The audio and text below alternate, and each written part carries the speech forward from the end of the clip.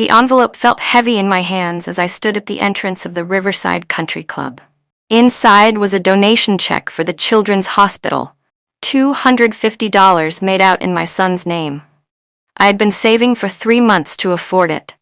Through the glass doors, I could see the party in full swing. Balloon arches, a candy bar that probably cost more than my monthly rent, and what looked like a professional photographer circling the guests. My ex-husband Marcus had clearly spared no expense for our son's 7th birthday. I smoothed down my dress, the nicest one I owned, and stepped inside. The room hushed for just a moment. Conversations didn't stop, but voices dropped to whispers. I felt every eye on me as I searched for my son. "Mommy?" 7-year-old Tyler spotted me first, running across the polished floor in his little suit. My heart swelled as I caught him in a hug. "Happy birthday, baby," I whispered, kissing his forehead. Before I could say more, a sharp voice cut through the room. "Oh, how generous of you to join us, Vanessa." I looked up to see Patricia, my ex-mother-in-law, approaching with a smile that didn't reach her eyes. Patricia glided toward me in her designer dress, her jewelry catching the light with every step. Behind her, Marcus stood with his new girlfriend, a younger woman whose name I could never remember. "I brought something for Tyler," I said, holding up the envelope. "A donation to St. Luke's Children's Hospital in his name. I thought it would teach him about giving back." "How thoughtful," Patricia interrupted, her voice dripping with false sweetness.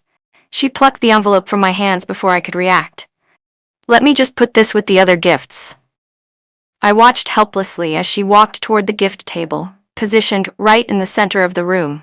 My stomach twisted with a familiar sense of dread. Patricia had never approved of me. Not during my marriage to Marcus, and certainly not after the divorce. Tyler tugged on my hand. "Mom, did you see the bounce house? And there's a magician coming." I forced a smile. "That's wonderful, sweetheart." But I couldn't shake the feeling that something bad was about to happen. The way Patricia had taken that envelope, the gleam in her eye, I'd seen that look before. 20 minutes later, Patricia called for everyone's attention. The room fell silent as she positioned herself near the gift table, microphone in hand. "Thank you all for celebrating Tyler's special day with us," she began, her voice syrupy. "The Carter family is so blessed to have such wonderful friends." I stood near the back, watching Tyler's face light up as his grandmother spoke. He didn't see what I saw. The calculated performance, the way she emphasized Carter family while looking directly at me. "Now, let's take a look at some of these wonderful gifts," Patricia continued, reaching for the envelope I'd brought. My heart dropped. "Oh my," she said, opening it with exaggerated care. "How generous." She pulled out the check, holding it up for everyone to see. A donation check. How very modest. The word hung in the air like an insult. A few people laughed nervously. I felt my face flush hot. "We don't need your charity, dear," Patricia said, looking straight at me. "The Carter Foundation handles all our philanthropic work. But I suppose it's the thought that counts." Marcus laughed, actually laughed, along with his mother. The drive home blurred through my tears. Tyler sat in the back seat, unusually quiet. In the rearview mirror, I could see his confused expression. "Mommy, why did Grandma Patricia say that about your present?" I gripped the steering wheel tighter, trying to keep my voice steady. "Sometimes grown-ups say things they don't mean, honey. But she was mean to you." Those 4 words broke something inside me. My 7-year-old son had seen his mother humiliated, and there was nothing I could say to make it better. When we got home to our small 2-bedroom apartment, I tucked Tyler into bed and retreated to my own room. The tears came in waves, not just from tonight's humiliation, but from years of Patricia's subtle jabs, her constant reminders that I wasn't good enough for her son. I pulled out my phone and scrolled through old messages. There, from 3 years ago, was a text from Marcus. "Thank you for believing in me when no one else did. Your support got me through law school." My support, my waitressing jobs while he studied, my student loans that helped pay his tuition. That night, something shifted inside me. Never again would I be the quiet, polite ex-wife. 2 years earlier, I'd been standing in a different room, signing divorce papers. Marcus and I had married young. I was 23, fresh out of college with dreams of becoming a social worker. He was 25, ambitious and charming, with plans to become a lawyer. His mother had opposed the marriage from day one. "She's not from the right family," I'd overheard Patricia telling Marcus during our engagement. "You could do so much better." But Marcus had loved me then. Or at least I thought he did. We built a life together. I worked 3 jobs to support us while he attended law school. When Tyler was born, I put my career dreams on hold to be a stay-at-home mom. Then everything changed when I finally went back to work. I got a job at Hope Haven, a nonprofit serving foster children and trauma survivors. The pay was modest, but the work filled my soul. Patricia hated it. My daughter-in-law working at a charity, what will people think?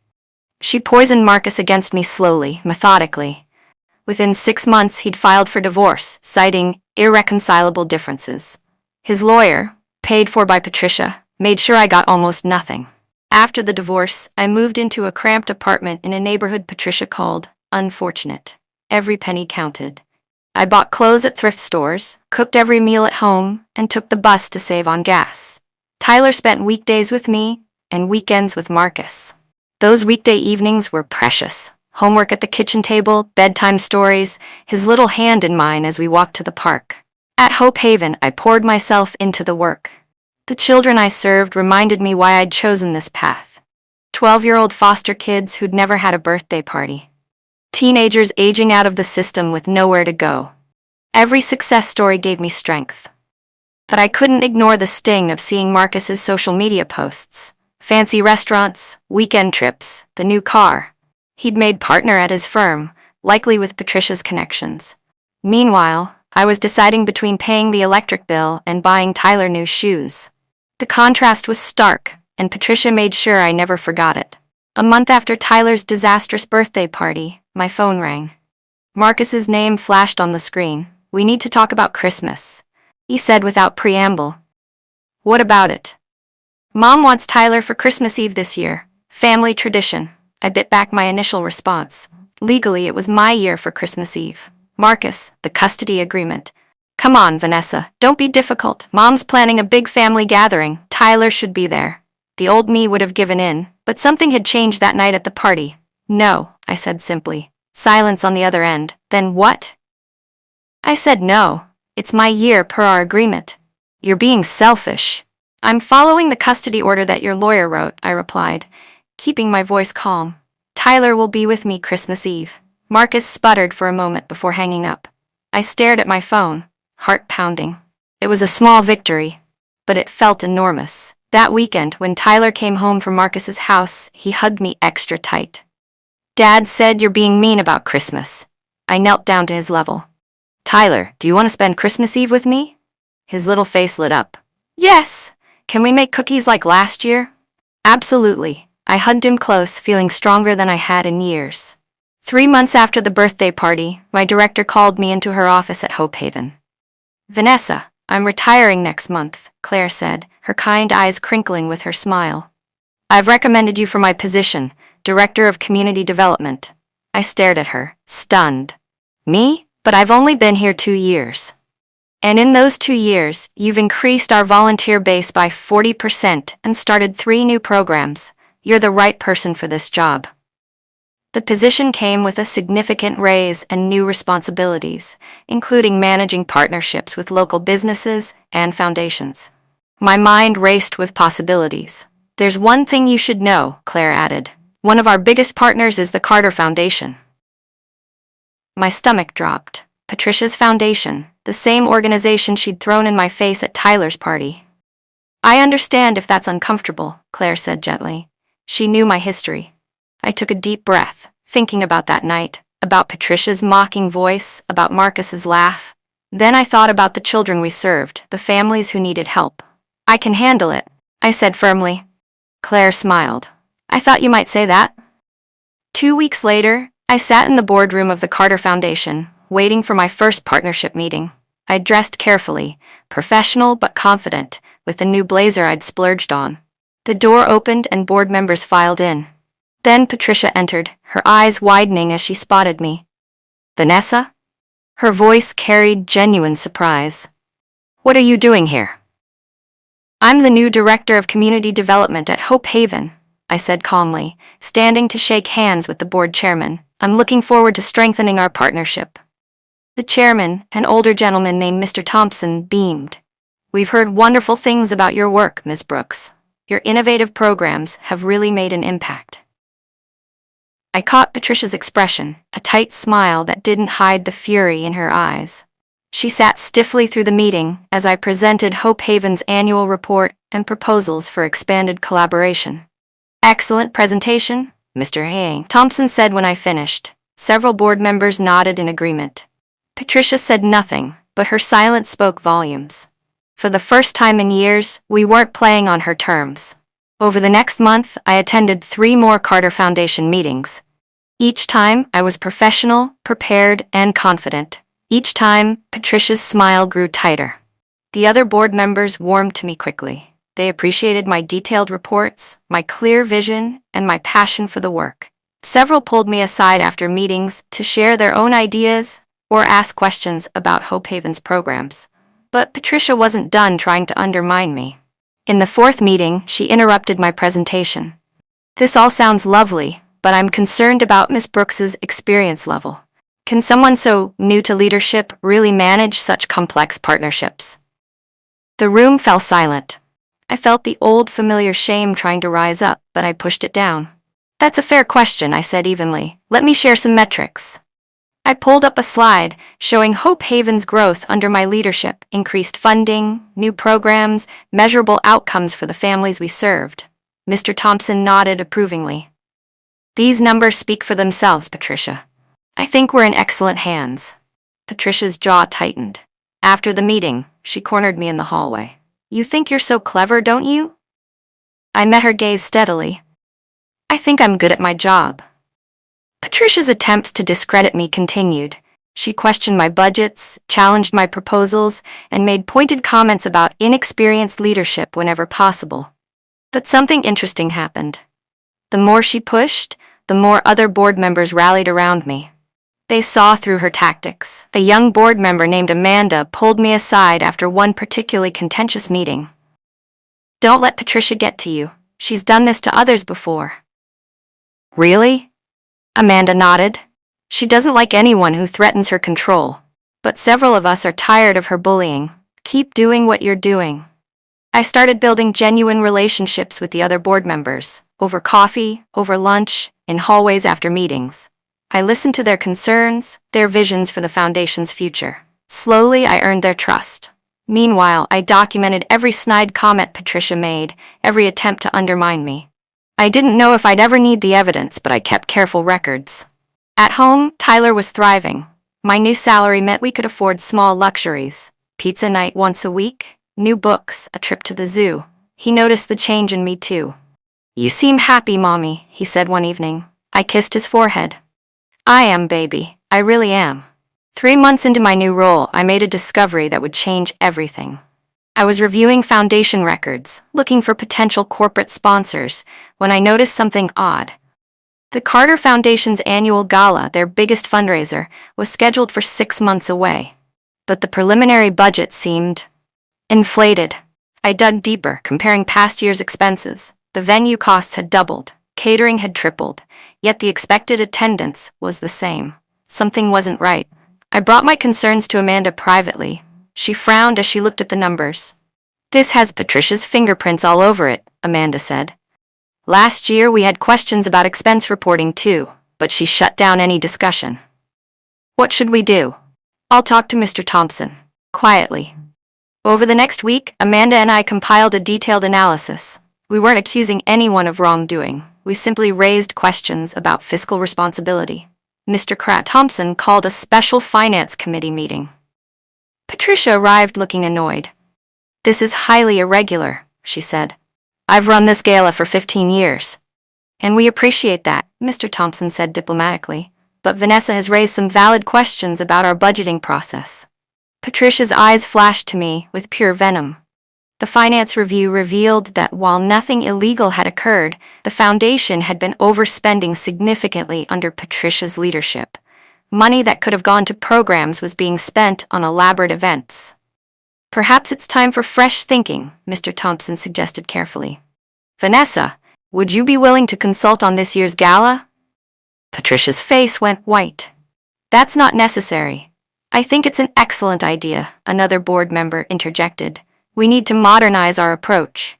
I accepted graciously, watching Patricia's carefully constructed empire begin to crack. But I wasn't satisfied yet. I had a bigger plan forming.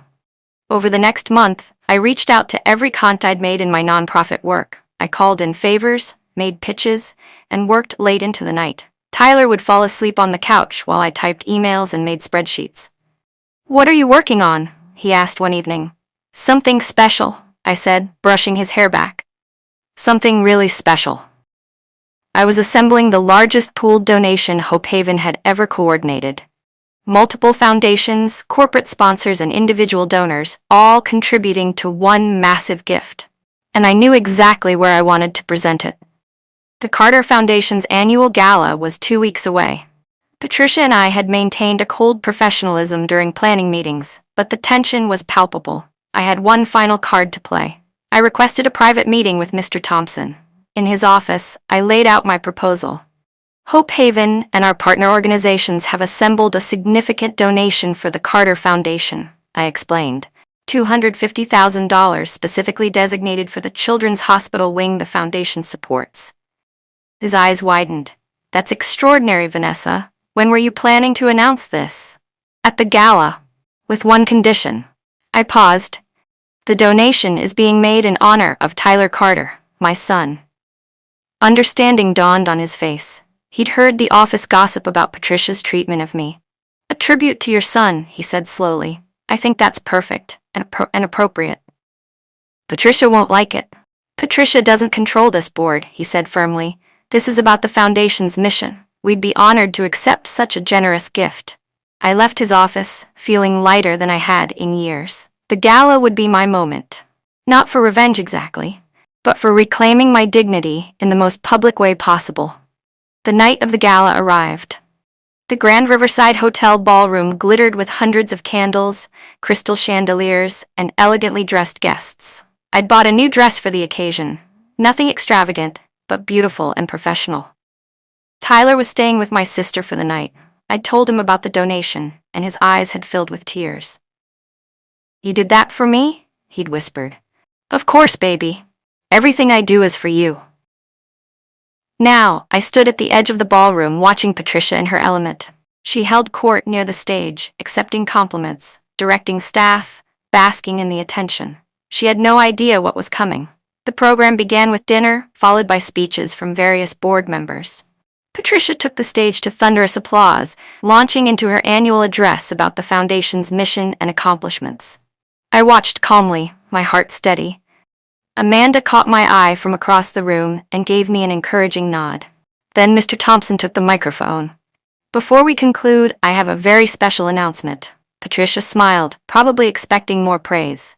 The smile was about to freeze on her face. "Tonight, we have the privilege of accepting one of the largest single donations in this foundation's history," Mr. Thompson continued.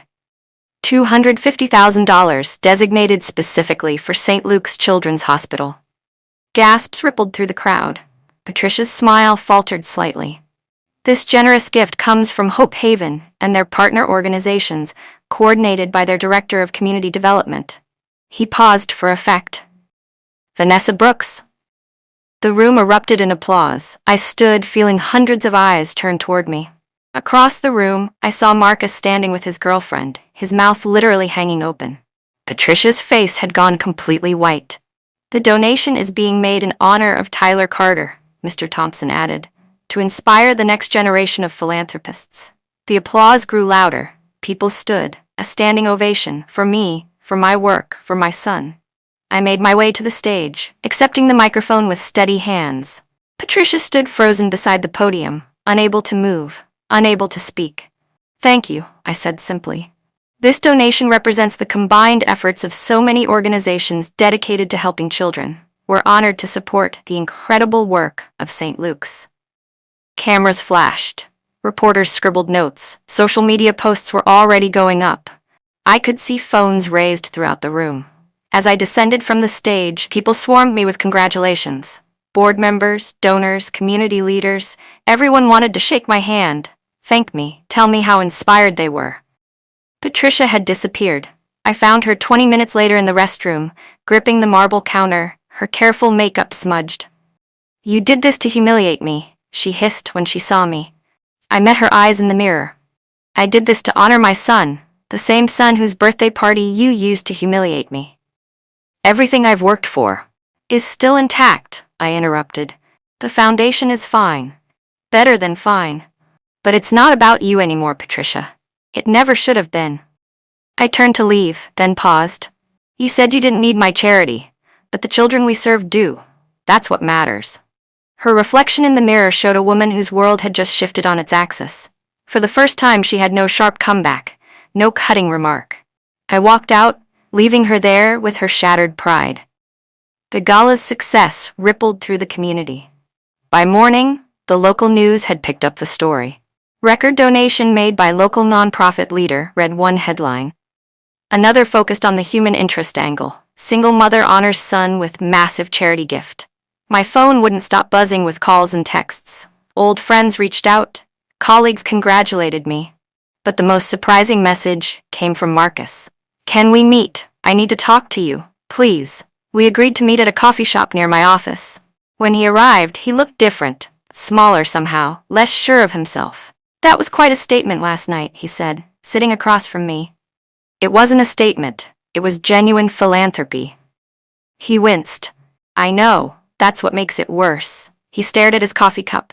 "I've been an idiot, Vanessa. My mother, she's always been controlling, but I let her poison me against you. Against us. Why are you telling me this now?" "Because last night, watching you on that stage, I remembered who you really are. The woman who believed in me, who supported me, who I threw away because my mother said you weren't enough." I felt nothing. No anger, no satisfaction, no lingering love. Just a distant sadness for what we'd lost.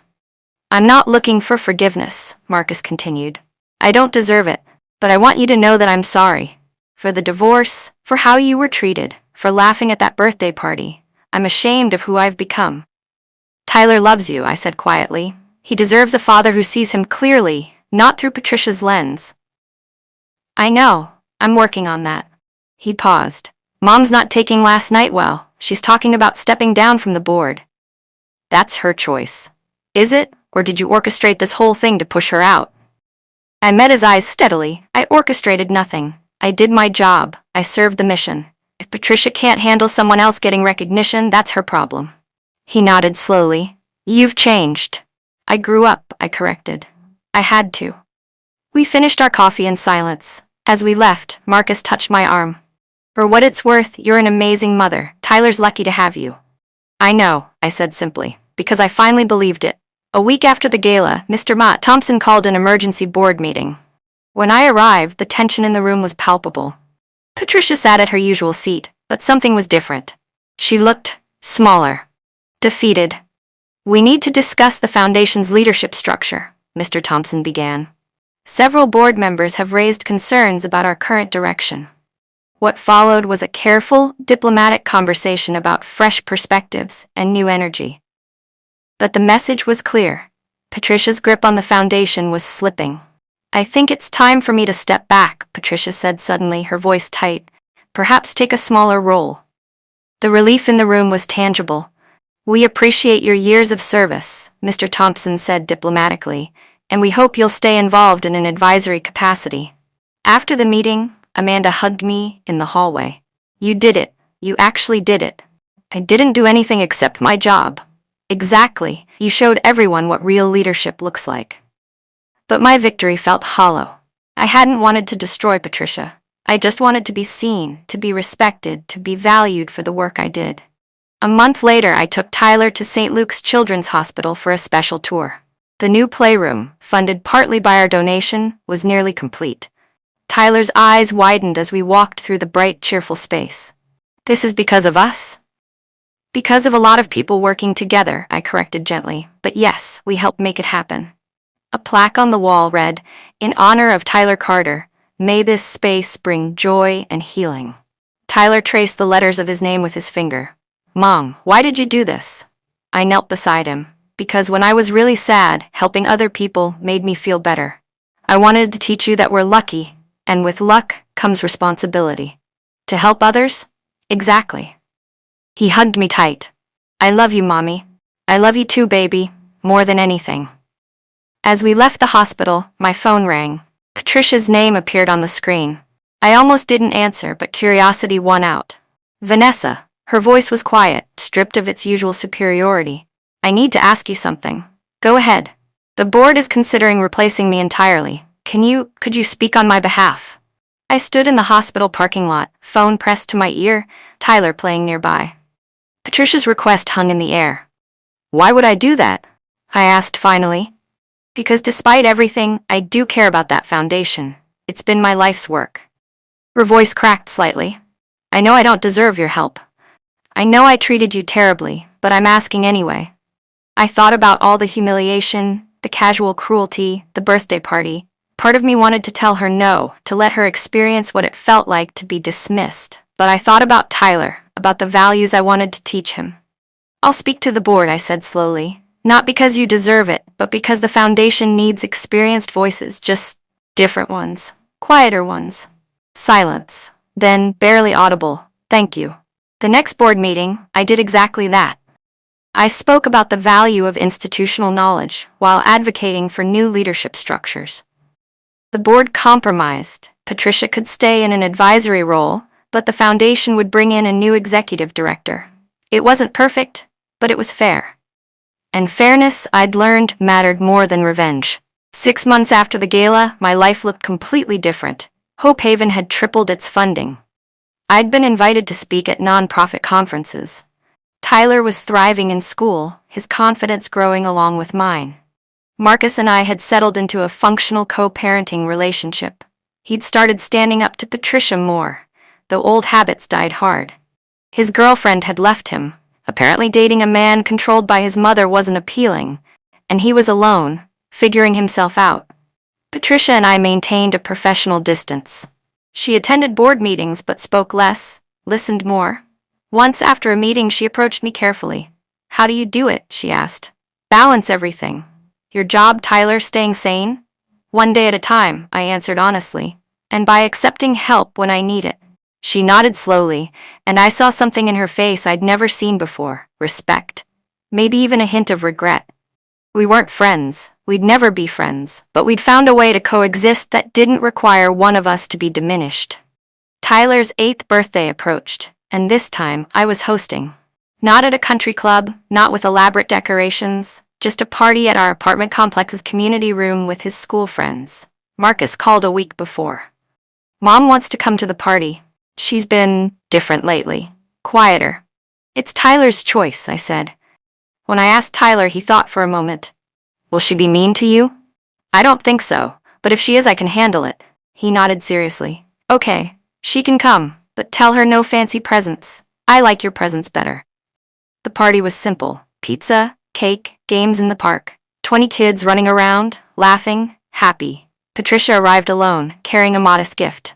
Thank you for having me, she said quietly. This is Tyler's day, I replied. That's what matters. She stayed for 2 hours, speaking with other parents, playing games with the kids. As she was leaving, she stopped beside me. You're a wonderful mother, she said. I should have said that years ago. It wasn't enough to erase the past, but it was something. A year after the gala that changed everything, I stood in my new office. Hope Haven had expanded, and I now had a window overlooking the park where Tyler and I used to walk when money was tight. The hospital donation plaque sat on my bookshelf, a reminder of how far we'd come. Tyler's latest school photo sat beside it. He was grinning, gap-toothed and confident. My phone buzzed with a calendar reminder. Board meeting in an hour. I gathered my materials, checking my reflection in the window. The woman looking back was someone I barely recognized from 2 years ago. Stronger, calmer, sure of herself. The journey from that humiliating birthday party to this moment hadn't been about destroying Patricia or proving Marcus wrong. It had been about reclaiming myself, my worth, my voice, my power. Sometimes people asked if I'd planned it all, if the donation had been calculated revenge. The truth was simpler and more complex. I'd just done my job, I'd served the mission, I'd honored my son, Everything else had followed naturally. As I headed out the door, I thought about that awful night at the country club. How small I'd felt, how powerless. Then I thought about Tyler, about the children we served, about the life I'd built from scratch. Sometimes the sweetest revenge isn't revenge at all. It's rising so high that the people who tried to keep you down can only look up in wonder.